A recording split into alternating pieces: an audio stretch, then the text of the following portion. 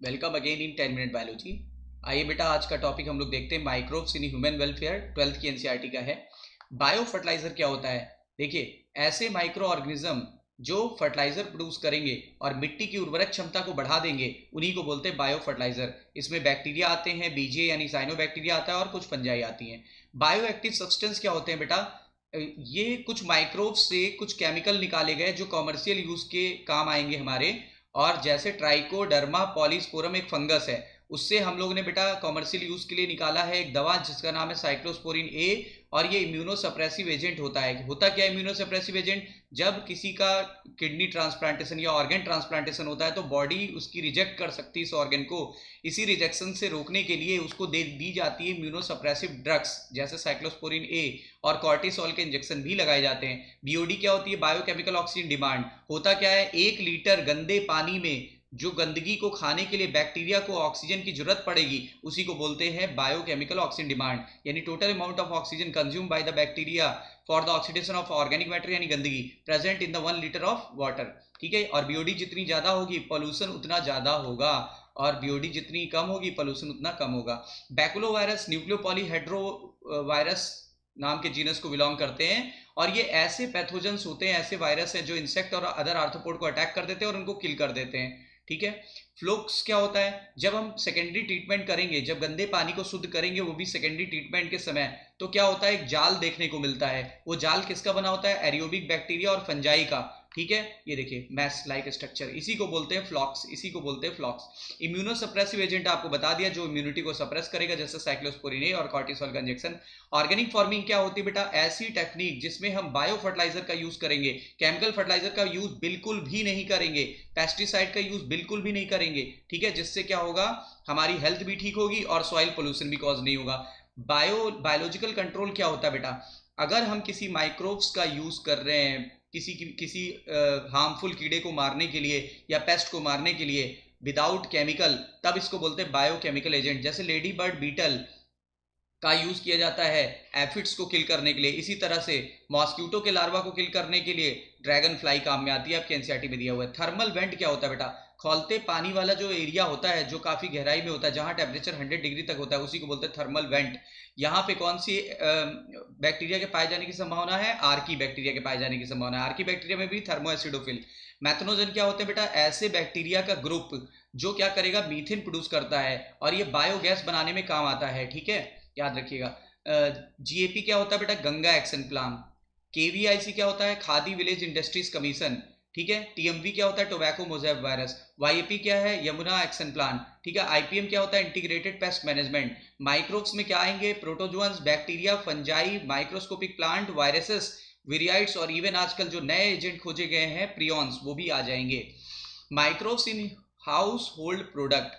देखो बेटा, milk protein को कर्ड प्रोटीन में बदल देता है लैब यानी लैक्टोबैसिलस। और साथ में ये विटामिन बी 12 की मात्रा भी बढ़ा देता है। विटामिन बी 12 को साइनोकोबालामीन भी बोलते हैं बेटा। और इससे क्या होगा, परनीसियस एनीमिया होने का चांस घट जाएगा। डव क्या होता है? वो पेस्ट जिससे हम लोग क्या इडली और डोसा बनाते हैं, उसी पेस्ट को बोलते हैं हम लोग क्या, डव। अब आपने देखा होगा डव को फुला दिया जाता है। ठीक है। उसमें खमीर मिलाई जाती है, ईस्ट मिलाया जाता है ताकि फर्मेंटेशन हो जाए। क्यों? क्योंकि जब फर्मेंटेशन होगा तो CO2 गैस होगी, CO2 गैस होगी तो पफिनेस आ जाएगी। ठीक है। और आराम से देखा होगा कि वो डब फूल जाता है और बहुत टेस्टी हो जाता है। पाम सैप क्या होता है बेटा? पाम सैप यानी कि ताड़ी ताड़ी ताड़ी जो होती है वो सदर्न इंडिया के वहां पे ज्यादा पाई जाती है। और उससे टोडी निकालते हैं, यानी वही टोडी। टोडी भी फर्मेंट ड्रिंक है। ठीक है, यानी अल्कोहलिक ड्रिंक है। देखो तो microbes in production of biogas.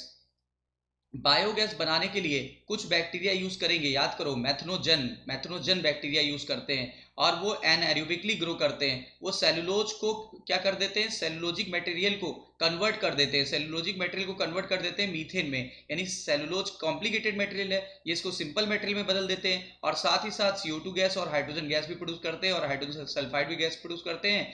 ठीक है। इन बैक्टीरिया को मैथनोजन बोलते हैं और ग्रुप को मैथनोजन बोलेंगे और बैक्टीरिया को मैथनोबैक्टीरियम बोलेंगे। Methanogen are naturally found in the rumen. Rumen का मतलब होता है स्टोमक का एक पार्ट होता है, rumen reticulum abomasum omasum.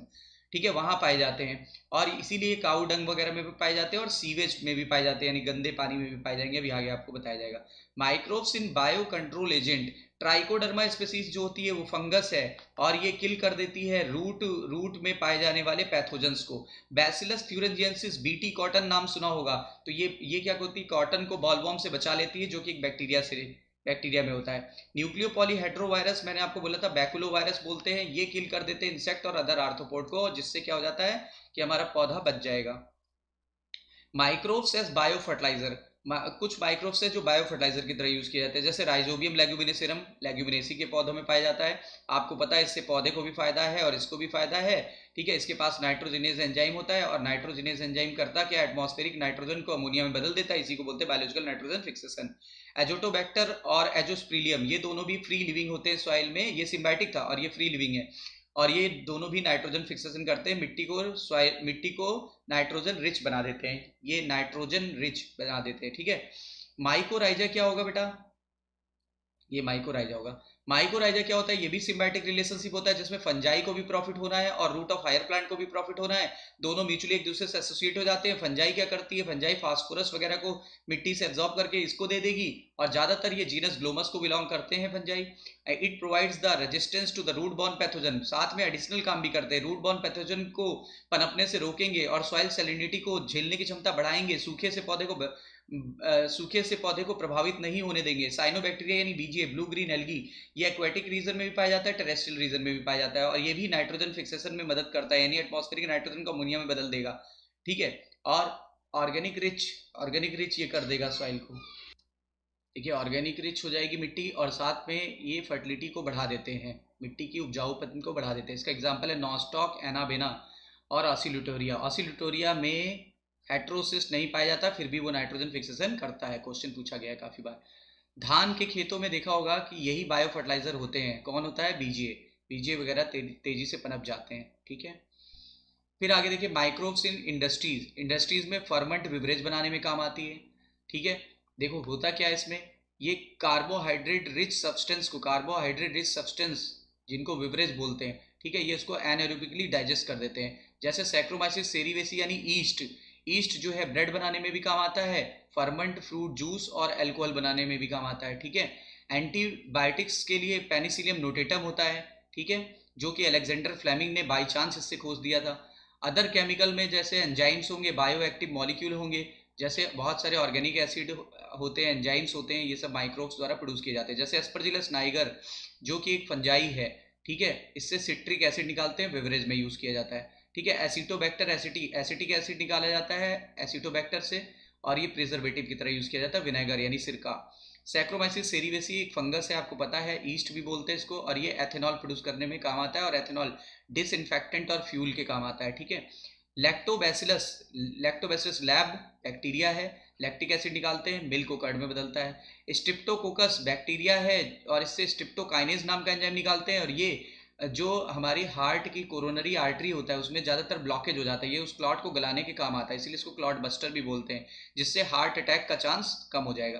Clostridium ब्यूटालिकम जो कि एक बैक्टीरिया, इससे ब्यूटारिक एसिड निकालते हैं, ठीक है, और ये क्या होता है, ये प्रोटेक्टिव एजेंट होता है अगेंस्ट इन्फ्लेमेटरी बाउल डिजीज, ठीक है। मोनास्कस परप्यूरियस एक फंगस है, ईस्ट यानी कि इससे स्टैटिन निकालते हैं, ये ब्लड कोलेस्ट्रॉल लोअरिंग एजेंट होता है, ठीक है। ट्राइकोडर्मा पॉलीस्पिरम भी एक फंगस है, इससे साइक्लोस्पोरिन नहीं निकालते, और अभी आपको बताया था कि ये इम्यूनोसप्रेसिव एजेंट होता है, तो मैंने पूरी एनसीईआरटी लगभग कवर कर दी है। सीवेज ट्रीटमेंट क्या होगा बेटा, सीवेज यानी गंदा पानी ले लिया, अब उसके बाद प्राइमरी ट्रीटमेंट करेंगे, ये देखो पहले करते हैं प्राइमरी ट्रीटमेंट, बाद में करते हैं सेकेंडरी ट्रीटमेंट, 2 स्टेप में होता है। तो प्राइमरी ट्रीटमेंट में क्या करेंगे, फिल्ट्रेशन करेंगे और सेडिमेंटेशन करेंगे। पहले फिल्टर कर देंगे चीज़ों को, जो तैर वगैरह रहा है उसको फिल्टर कर देंगे, फिर उसको सेटल होने देंगे। सेटल होने के लिए कहाँ पे लाते हैं, प्राइमरी टैंक में। प्राइमरी टैंक में जब सेटल हो जाएगा तो ये गंदगी यहाँ पे बैठ जाएगी और ये पानी यहाँ पे तैरेगा। जो पानी है उसको प्राइमरी फ्लुएंट कहते हैं, ये देखिए ये प्राइमरी फ्लुएंट। अब ये प्राइमरी फ्लुएंट को हम लोग सेकेंडरी ट्रीटमेंट के लिए ले जाते हैं, यहाँ तक देखो प्राइमरी ट्रीटमेंट खत्म हो गया। अब जो प्राइमरी इफ्लुएंट हम लोग ले गए वो किस टैंक में ले गए, एरिएशन टैंक में ले जाते हैं। अच्छा, एरिएशन टैंक में एक मोटर लगी होती है जिसमें बहुत सारे वो ब्लेड लगी होती है और ये अपने एक्सेस पे घूमता रहता है, इससे ऑक्सीजन सप्लाई बढ़ जाती है। लेकिन हमने ऑक्सीजन सप्लाई बढ़ाई क्यों? एक्चुअली यहाँ पे हमें एरियोबिक बैक्टीरिया को ग्रो कराना है, एरियोबिक बैक्टीरिया और फंजाई को ग्रो कराना है, क्योंकि एरियोबिक बैक्टीरिया और फंजाई जो होते हैं वो गंदगी को खा जाते हैं, जिससे पानी का बढ़ा हुआ बीओडी घट जाएगा। तो ये लाएंगे कहाँ से? ये यहाँ से लाते हैं, इस टैंक से, सेकेंडरी सेटलिंग टैंक से ये लाते हैं। और वहां पे भी कहाँ से लाएंगे? एक्टिवेटेड स्लस से, ठीक है। एज ए इनोकुलम, इनोकुलम का मतलब होता है स्टार्टर, बहुत थोड़ा सा यहाँ से लाते हैं, क्योंकि थोड़ा सा भी ला दिए और यहाँ पे ऑक्सीजन आप बढ़ा ही रहे हो, ठीक है, मोटर द्वारा, तो जिससे क्या होगा, जितना ज्यादा ऑक्सीजन मिलेगा वो पनपते जाएंगे बाइनरी फिजन द्वारा, और तेजी से पनपते जाएंगे और तेजी से पनपते जाएंगे। इसीलिए इसको एरिएशन टैंक बोला गया, क्योंकि यहाँ ऑक्सीजन मोटर द्वारा बढ़ाई जा रही है। इनोकुलम कहाँ से ले आए? सेकेंडरी सेटलिंग टैंक से लेके आ गए। अब क्या होगा, इनोकुलम में था क्या? फंजाई और बैक्टीरिया थे, ये तेजी से पनप गए ऑक्सीजन की प्रेजेंस में, जितने ज्यादा पनपते जाएंगे गंदगी को उतना खाते जाएंगे, गंदगी को जब खाएंगे तो बीओडी घट जाएगा। अब जो गंदगी थी इस इफ्लुएंट को यहाँ ले गए, गंदगी यहाँ पे बैठ गई, लेकिन जो गंदगी बैठी उसमें क्या था, उसमें ये एरियोबिक बैक्टीरिया प्लस फंजाई, जिसको हम लोग शुरुआत में फ्लॉक्स कह के आए हैं, फ्लॉक्स, यहाँ पे जो चीजें थी उसको बोलते थे फ्लॉक्स। अब ये फ्लॉक्स जो था वो नीचे बैठ गया, कहाँ बैठ गया? एक्टिवेटेड स्लज में बैठ गया। और जो पानी था ऊपर तैर रहा था उसको हमने निकाल दिया, निकाल करके कहाँ पे भेज दिया? गंगा यमुना जो भी रिवर है उसमें भेज दिया, क्योंकि अब ये पानी क्लियर हो गया था, इसका बीओडी घट चुका है काफी, ठीक है, अब ये पोल्यूशन बहुत ही कम हो गया है, ठीक है। और ये एक्टिवेटेड स्लज से ही हम लोगों ने क्या किया था, इनोकुलम की तरह यूज किया था, मान लो 5%। तो अब इसका 95% क्या करेंगे? इसको क्या फेंक देंगे? नहीं, नहीं फेंकेंगे, इसको एक नए टैंक में ले जाते हैं, एन एरियोबिक स्लज डाइजेस्टर। इसमें क्या होती है, इसमें ऑक्सीजन बिल्कुल नहीं है, ऑक्सीजन नहीं है तो ये मर जाएंगे एरियोबिक बैक्टीरिया और फंजाई, लेकिन एनाएरोबिक बैक्टीरिया पनप जाएंगे। एनाएरोबिक बैक्टीरिया सीवेज में पहले से ही होते हैं, तो ये तेजी से अब पनप जाएंगे, जब पनप जाएंगे तो बायोगैस बना देंगे। बायोगैस कौन सी होती थी? बायोगैस में हो जाएगी आपकी CO2, H2S, H2, ठीक है, मीथेन, ठीक है, ये सारी जो होती है, मेनली मीथेन, CO2 बहुत कम होती है। अब क्या होगा, अब ये तो बायोगैस बन गई, और ये जो स्पेंड स्लरी थी यानी जो कीचड़ टाइप का था, इसके दो यूज हैं, ये मैन्योर की तरह भी यूज किए जा सकते हैं या किसी गड्ढे को भरने में भी काम में आ सकते हैं। इस प्रकार हम लोग ने सेकेंडरी ट्रीटमेंट किया। प्राइमरी ट्रीटमेंट फिजिकल होता है जबकि सेकेंडरी ट्रीटमेंट बायोलॉजिकल होता है, ठीक है। अब देखो बेटा, एंटीबायोटिक क्या होता है? सेकेंडरी मेटाबोलाइट्स हैं ये, ठीक है, ये भी माइक्रोब्स द्वारा प्रोड्यूस किए जाते हैं और ये पैथोजेंस को किल करने के लिए यूज किए जाते हैं। पेनिसिलियम पहला एंटीबायोटिक था जो डिस्कवरी बाय चांस किया था अलेक्जेंडर फ्लेमिंग ने, ठीक है, और ये निकाला गया था पेनिसिलियम नोटेटम से, जबकि फुल पोटेंशियल दिया था किसने? फ्लोरियन चेन ने, और नोबेल प्राइज तीनों को मिला था। मोड ऑफ एक्शन, ये बैक्टीरियसाइडल होते हैं यानी कि सेल वॉल फॉर्मेशन को रोक देते हैं एंटीबायोटिक। दूसरा क्या होता है? बैक्टीरियोस्टैटिक होते हैं यानी कि ग्रोथ और मल्टीप्लिकेशन को रोक देंगे, ठीक है। फिर आगे देखिए, प्रोडक्शन ऑफ एंटीबायोटिक जो होता है सबसे ज्यादा किससे होगा? तो लीफ, LEAF, लीफ का मतलब हो गया लाइकेन, ई का मतलब हो गया यू बैक्टीरिया, और ए का मतलब हो गया आपका एक्टिनोमाइसिटीज, और एफ का मतलब हो गया फंजाई, तो फंजाई से निकाला जाता है, लेकिन सबसे ज्यादा अगर पूछा जाए तो यू बैक्टीरिया से, ठीक है। प्रिकॉशंस इन टेकिंग एंटीबायोटिक, एक तो क्या होता है? Keep intake continuous as prescription by doctor till the course, जब तक डॉक्टर कहे तब तक ही कोर्स करना चाहिए, उससे ज्यादा अगर ले लेंगे तो आपकी बॉडी रेजिस्टिव हो जाएगी एंटीबायोटिक के लिए, मतलब आपके ऊपर एंटीबायोटिक काम नहीं करेगा, ठीक है बेटा। चलिए फिर मिलते हैं, all the best, take care.